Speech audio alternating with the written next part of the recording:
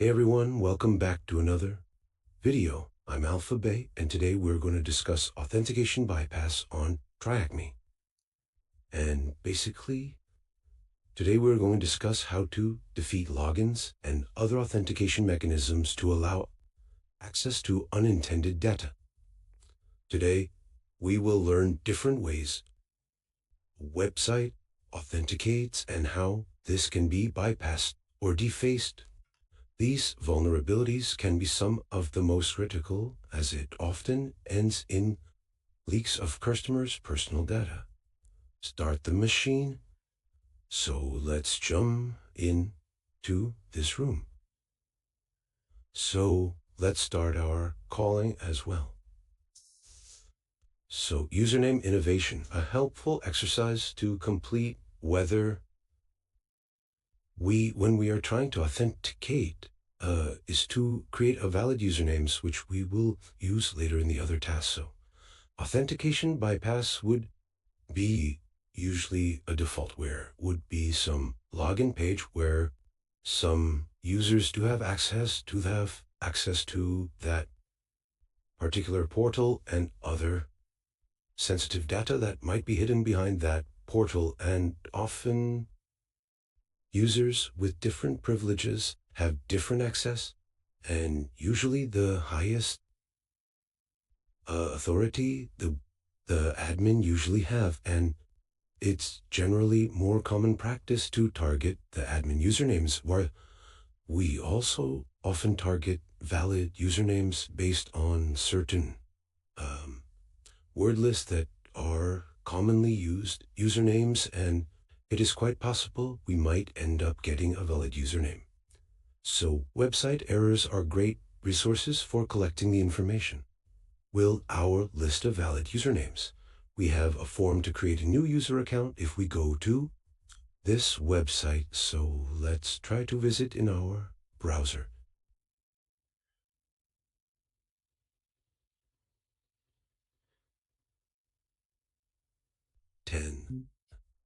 $10.70.190.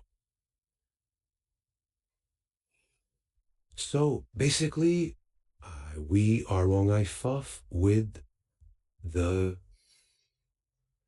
sorry I provided wrong 1009 BRS 10.10.70.190. Let's try searching to STTP protocol.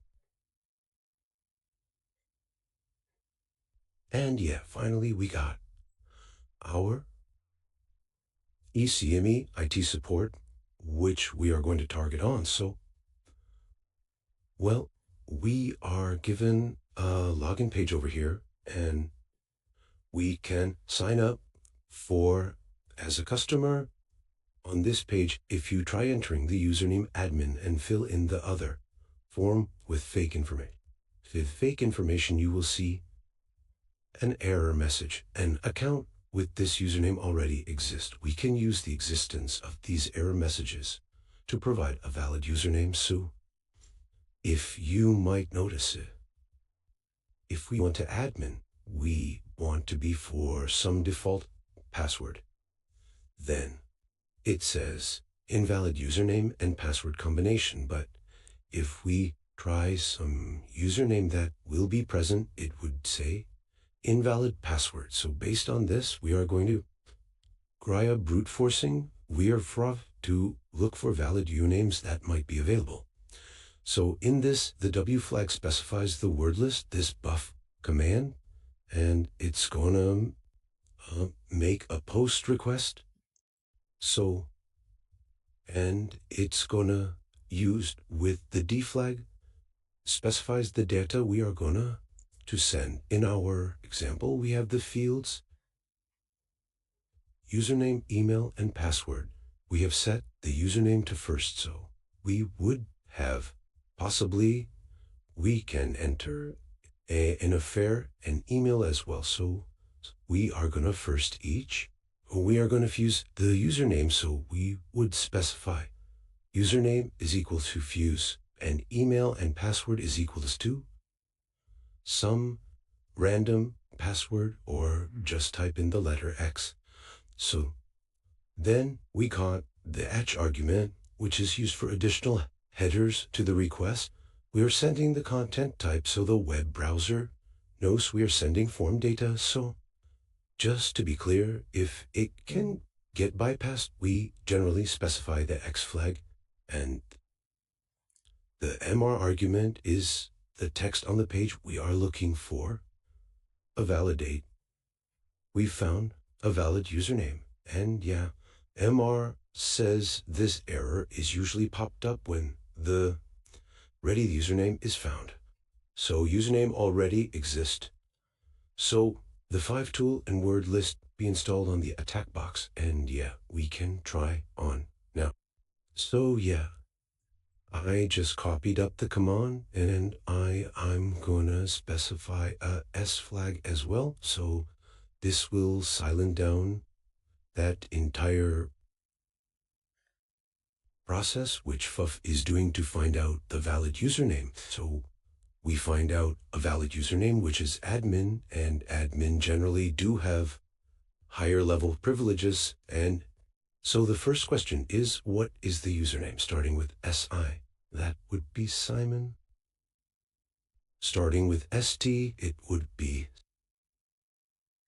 Steve, and starting with RO would be Robert. Now we've successfully got to know about which usernames do generally exist. And now it's time for brute force. Using the valid usernames.txt we generated in the previous task, we can now use this to attempt a brute force on the login page, which was at the customers /login sub directory. And if you created your valid usernames by pipelining the output from grep directly, you may have difficulty with this. Clean your data or just copy. So basically it's saying just to specify the S flag for your easier use so that you ain't gonna get some really mess with the output. A brute force attack is an automatic process where you're gonna iterate over each word till we find out the correct password for a particular user. And when running this command, make sure the terminal. So again, we are gonna use F for the brute force, and here the command would be ffuf. We would specify the word list we are going to use, and that would be valid usernames.txt. And what we have chosen W1 for our list of usernames and W2 for the list of passwords we would try. And it would say if we specify the word list we are going to use, says USR and share, and that entire path to top 10 million passwords top. So we're going to use this, and we're going to username and password, and we're going to brute force tivs, and it's going to try some for positive match. It would, we are going to filter out returns for FC flag, and it returns the code only for 200. And running the above command will find a single working username and password combination that answers the below.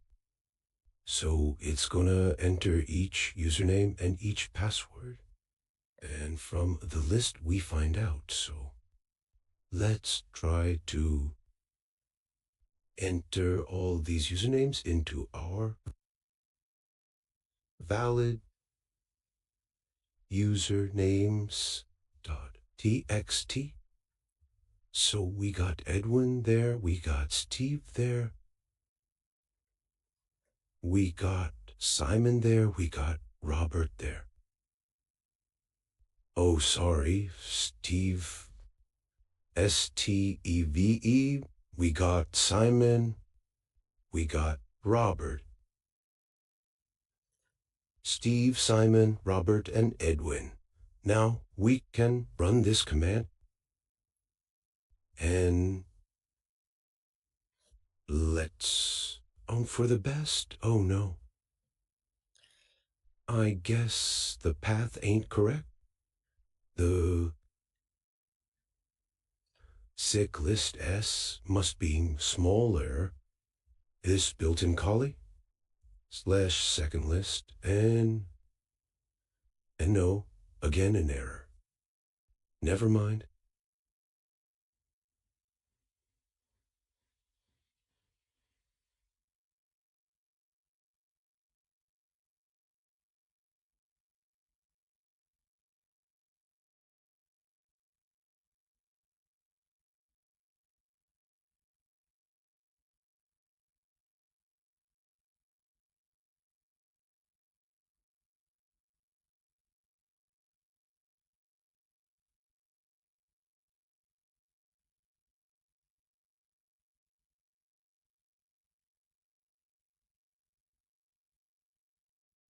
Yeah, so we got this output, and the credentials we got are Steve. And the other first keyword, we did specify it up for the password word list, and we got the password for Steve, which is Thunder. So basically, there were two keywords we specified, W1 for the UV W2 for the passwords. Here you can see clearly that the two keywords were specified up. So as we are specifying to word list in the same command, so we need to specify two custom keywords. Two custom keywords we did specify. One was W1, the other one was W2. So in the output here, it's showing word it did iterate over each word on the word list and which one was just successful. So W1 keyword, the username was Steve, and W2 first keyword was password, which was Thunder. And yeah. Now jumping on to logic flaw. So what is a logic flaw? Sometimes authentication process this contain logic flaws, so it's quite possible there is some improper improper code running on the website and it's not properly sanitized. We can try for SQL or other vulnerabilities, but what exactly is a logic flaw is where we try to play with the logic on the back end. And a logic flaw is when the typical logical path of an application is either bypassed or manipulated by the hacker. So if it says 1 is equal to 1, then the hacker tries to make that true by means of some queries or some other means. Let's try.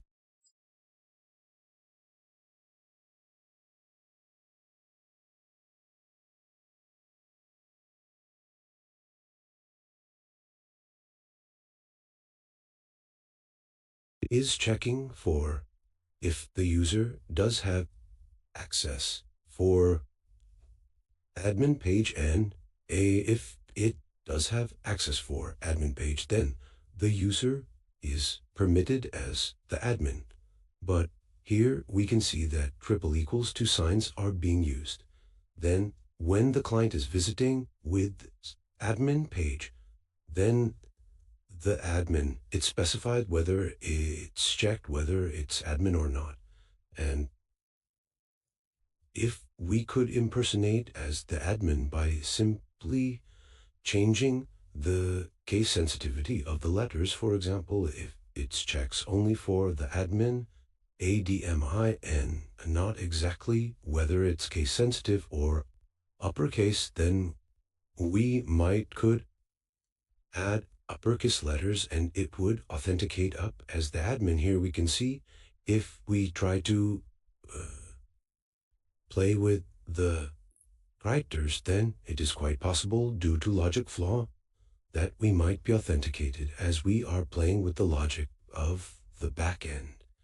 And let's try to understand more deeply with the example. So we are gonna reset in this task basically for this ACMI IT support where customers generally can reset up their passwords. And we are going to, we see a form when we generally visit up. Let me visit that. The attack box is kind of slow due to internet issues here. Never mind. /customers/ So let's visit customers first. Oh no, it's really slow.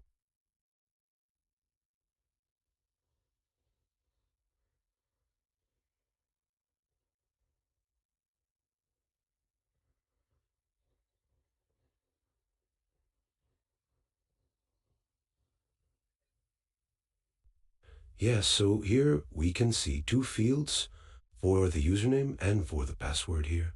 So if we click on the username and enter, then it would check if the username does exist or not. And if we could click on the reset password button, then we could eventually reset up the password and get to know about the email which is associated with that particular user. And for demonstration purposes, we will use this email robert@itcme it is support, which is accepted as it is. We are then presented with the next stage of the form, which asks for the user's name associated with this login email. If we enter the Robert as the username and press the check username button, you will be presented with a confirmation message that the password reset email has sent to this. So on the back end, there is a vulnerability that we would discuss, as you might be seeing that everywhere everything is working quite normal.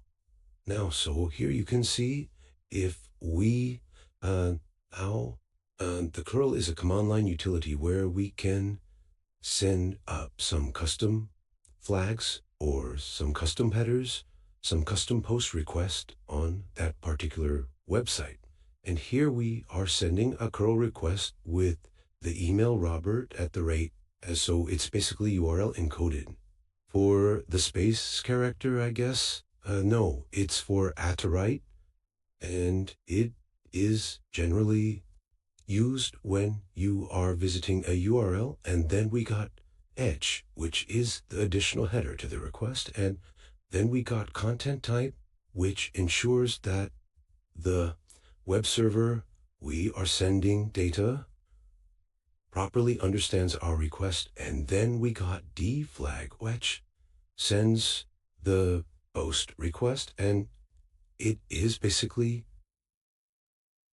giving the username the Robert. And let's consider the variable request, which is sanitizing up all this input. And if we could just here like this, if we could make the username is equals to Robert and email is equals to attacker@jewedcracker.com, then what this would do if we add another post parameter, then it would generally have the username of Robert, and the reset email will now be sent to attacker@thehacker.com. And now we can get their password reset email. And here you can see clearly that we will send you a reset email to attacker@thehacker.com. And we clearly bypassed all this generally with a simple post data.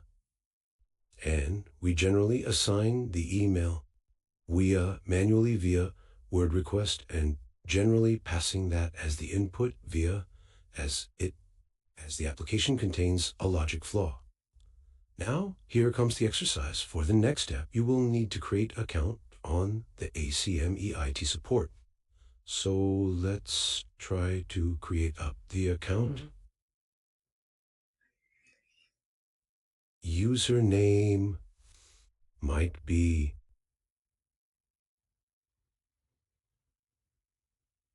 alpha, I don't know, read, remail.com. password 1825679.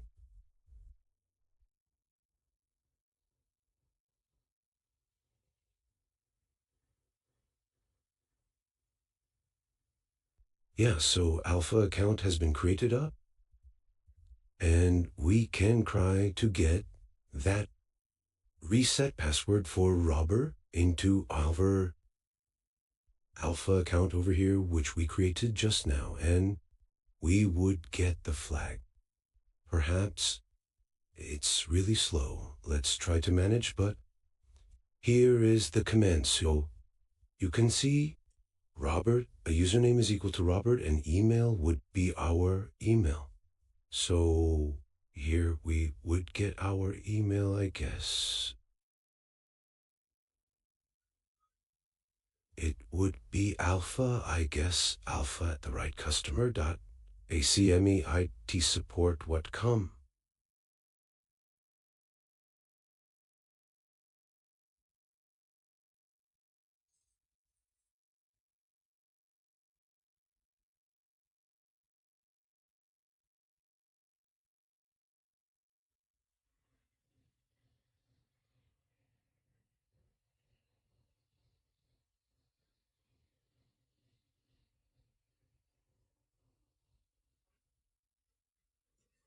And since we think everything is perfect over here, then we should be able to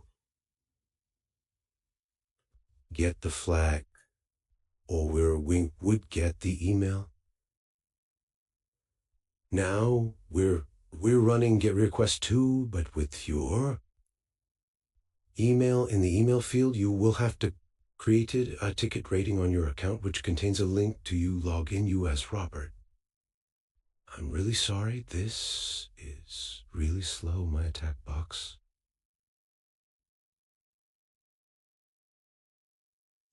Rule.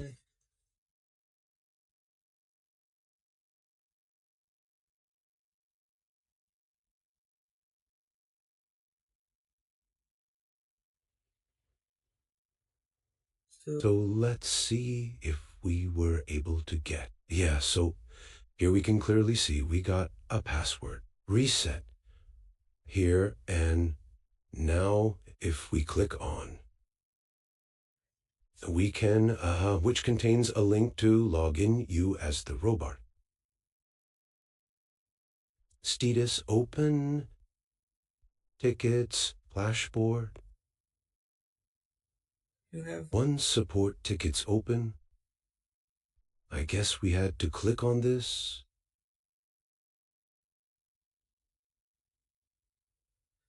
Or ID parameter.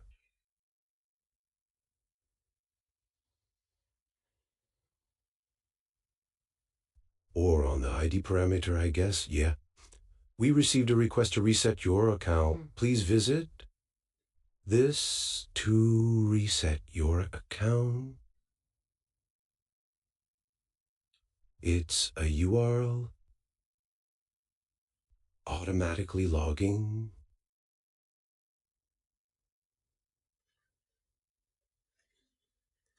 And hopefully we will be logging as the robot. Now let's go. And there you can view the support tickets and get the flag. And here we would get the flag, I guess. Yeah. Please don't tell anyone. TryHackMe. Authentication bypass complete. Can you see clearly what improper sanitization of the input and what poor logic flaws led to the exploitation? And with just manually setting another parameter, another post data, we were able to get access to the Robert account. And basically, he just entered the email of Robert as our own custom email. And yeah, now jumping on to task 5, we now have cookie tampering. Examining and editing the cookies set by the web browser during your online session can have multiple outcomes, such as unauthorized access. So what is basically a cookie? A cookie is a random value which is generated on a particular session. So let's say if I have logged in as the Robert here, then I would have a particular cookie on this entire session. And if this cookie isn't a random bunch of characters, a random hash of MD5 or any hash which can't be reversed back, then it is a really good practice. But if it isn't a random, then it's quite possible that attackers can tamper the cookie and maybe get access to that account, because that cookie is the ID of your session. And if someone got your session ID or that particular value that the entire session is holding up, then they would impersonate you as you are the user of that account. And here we can see clearly as a poor practice of code, we have set the cookie. And here logged in is equal to 2 and max age is equal 600 and path is equal to home directory or root directory. And here we can see first we will try requesting the target page / cookie text. Then we are getting not logged in, and then cookie is logged in true and admin is equals to false. And if we could just alter this parameter to alter this value from false to true. And if we could just change this value from false to true, then we would be authenticated up as the admin. Now, coming up to hashing, as I described earlier, there are different types of hashing: MD5 and SHA-256, SHA-512, and SHA-1. So what basically is hashing? It's an irreversible representation of some characters that are converted from original text to ciphertext, and these can't be just converted back to their original text, as they are just one-way functions. And it's more secure because we can get the hash from the original text, but we can't just get back the original text from a particular hash. But it is quite possible via rainbow tables to get the original text. What are rainbow tables? They are pre-computed hashes of a large number of commonly used different types of passwords, cookies, and other original text that are commonly used. So we often store a cookie as some hash MD5 value or 256. They might appear as random, but they can be deciphered, often if not encoded well. And there are billions of hashes, but if there isn't a secure hashing mechanism, like some commonly that just can't be get back to the original text, as there are such tools like John the Ripper and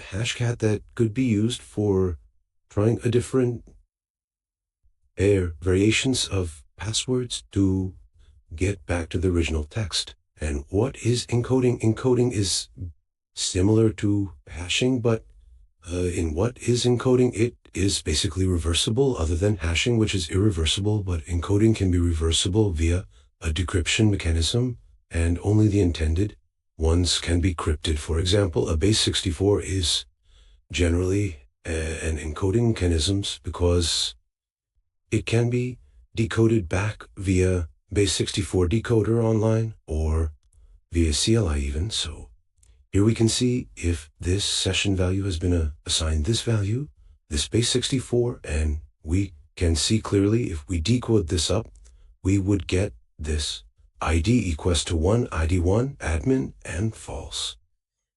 Now, let's jump to the questions. We have been asked, what is the flag from changing the plain text cookie values? So we did have that earlier on we basically personated as an admin by changing the value from false to true. Let's try to get this flag. And yeah, write me cookie tampering.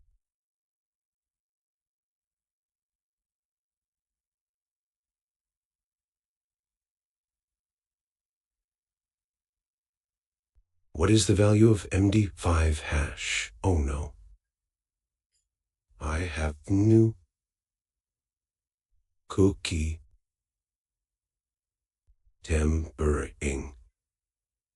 What is the value of MD5 hash of this? So we can use rainbow tables for this. But first let's decode this base 64. So we can do this with CRI as well. We are gonna specify base 64 and deflag to decode. Might be the space issue over here.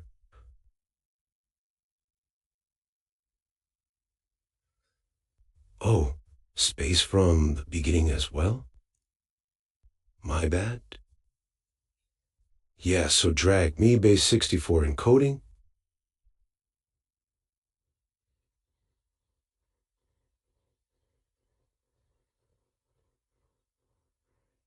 Encode the value, a calling value. So we just do need to copy this and enclose this and just try to base 64 this. And now we would be authenticated up as admin if we could just change up the cookie on that particular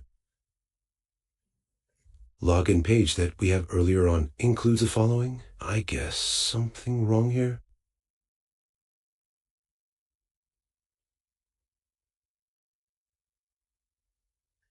Might be doing something wrong here.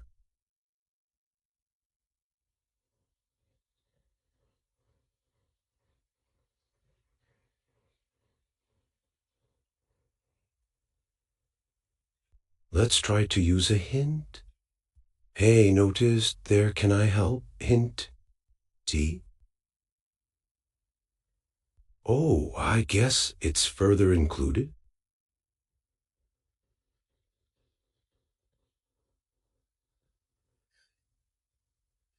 Oh no.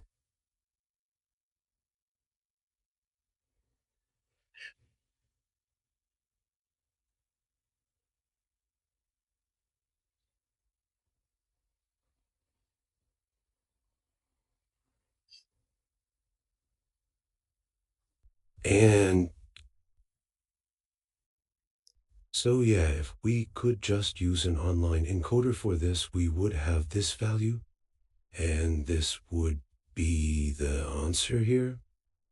Now we got ND value, we send ND5 value, we can use CrackStation, and CrackStation basically generally have billions of pre-computed original text of some commonly use origin text from and their computed hashes, and we can search their database if this hash is used before for hashing, and we can just submit this value and we will end afternoon.